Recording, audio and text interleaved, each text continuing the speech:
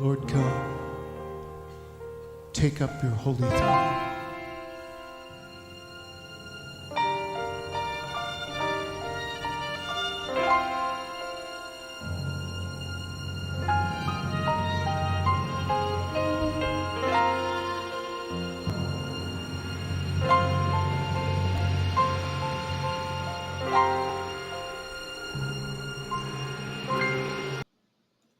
Olá, queridos, amados do Senhor Jesus Cristo, queridos e amados irmãos do grupo Mensagem do Pastor, do Púlpito, queridos e amados irmãos também que me assistem agora pelo canal do YouTube, muito bom dia, quarta-feira, um dia que o Senhor nos deu, meio de semana. Quero desejar a todos vocês um dia abençoado, um dia pleno, um dia feliz, né? Um dia de paz. Amém, queridos?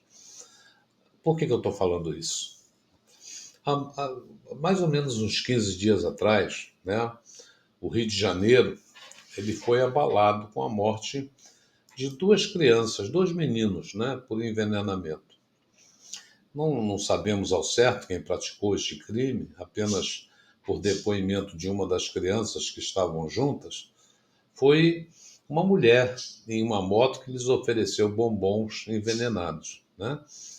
Olha, é um assunto incômodo, mas eu creio que necessário, né, de ser falado, mesmo que de forma resumida. Evidentemente que essa crueldade tem uma influência maligna, né, que opera a morte de crianças desde a antiguidade, desde que o mundo é mundo, né? Haja visto ali na época de Jesus, quando foram sacrificadas crianças recém-nascidas, né? Nós vemos ali crianças que foram passadas a espadas, né? Enfim, há uma sede nas trevas desde sempre nas crianças, né? Episódios bíblicos, eles retratam o infanticídio no Egito, na Judéia, em todo o mundo antigo, né, com a idolatria pagã e satânica nos rituais de sacrifício. Mas esse é um número mais preocupante quando nós tomamos conhecimento do número de crianças que desaparecem todos os anos na face da Terra.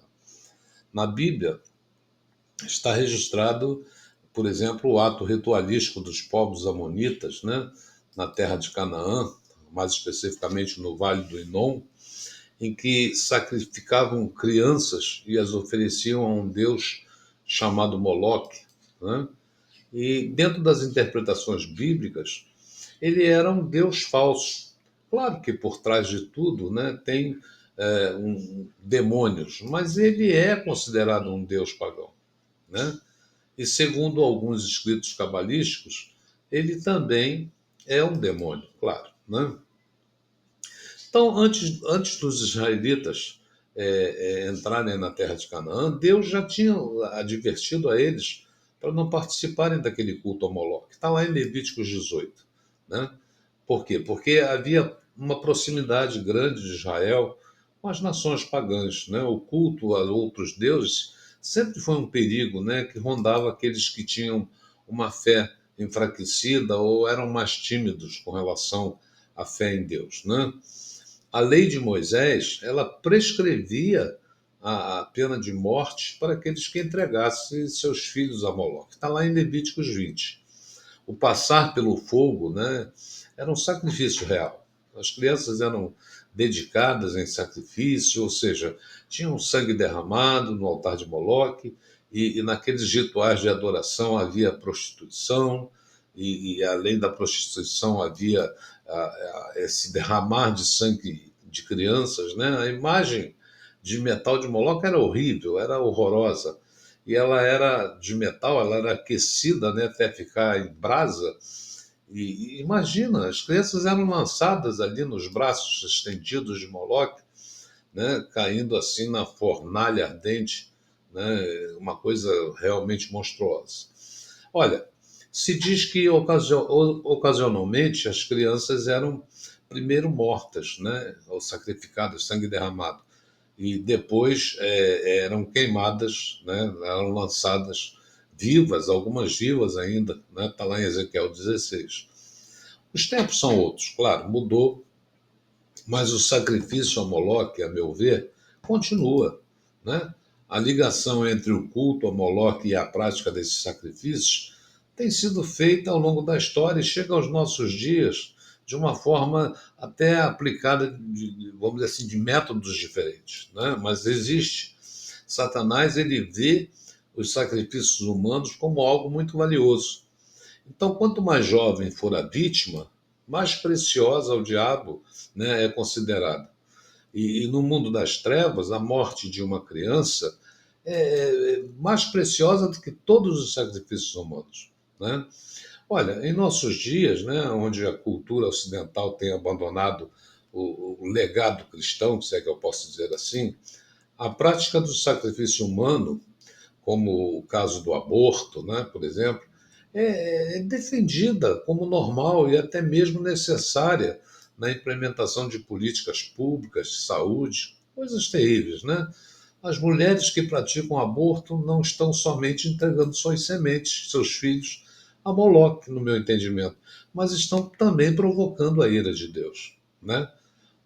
Irmãos, nós estamos na dispensação da graça, né? Não na dispensação em que de julgamento, de condenação, mas o juízo virá. Se não houver arrependimento profundo, haverá juízo forte, né? Firme. Nós não podemos, como Igreja de Cristo, fechar os olhos diante de tanta iniquidade que o mundo inteiro fez e continua fazendo. Aborto, rituais com sacrifício humano da Baal, Horus, Moloque e outros deuses pagãos, provocando a ira de Deus, né? A necessidade de refletir sobre a santidade da vida, o valor da vida, o valor que atribuímos em nossa sociedade a isso, é um tema crucial, especialmente à luz dos ensinos bíblicos e do contexto histórico, né, das práticas pagãs. Mas, quando a gente traz esse assunto nesta reflexão, quando eu estou tratando dele, claro, sem esgotá-lo, nós devemos considerar não apenas as implicações morais e éticas dos nossos dias, não, mas também as suas possíveis conexões históricas e espirituais que interferem na vida de cada um de nós, né? Nós somos a geração guardiã da verdade, meu irmão, da moral, da fé em nosso tempo.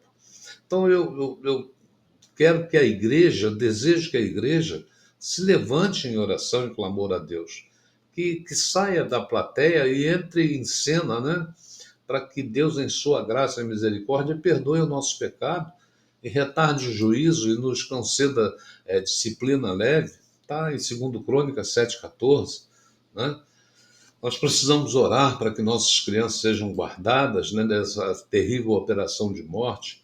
Reparem, sempre antes de grandes eventos, sangue humano são exigidos, né? Tragédias, assassinatos, suicídios, abortos, desastres coletivos, naturais, né? Enfim, quanta coisa acontece, sempre ocorre com intensificação antes de festa, da festa profana, por exemplo, e agora, no caso desses dois meninos, uns dias antes das eleições municipais, né?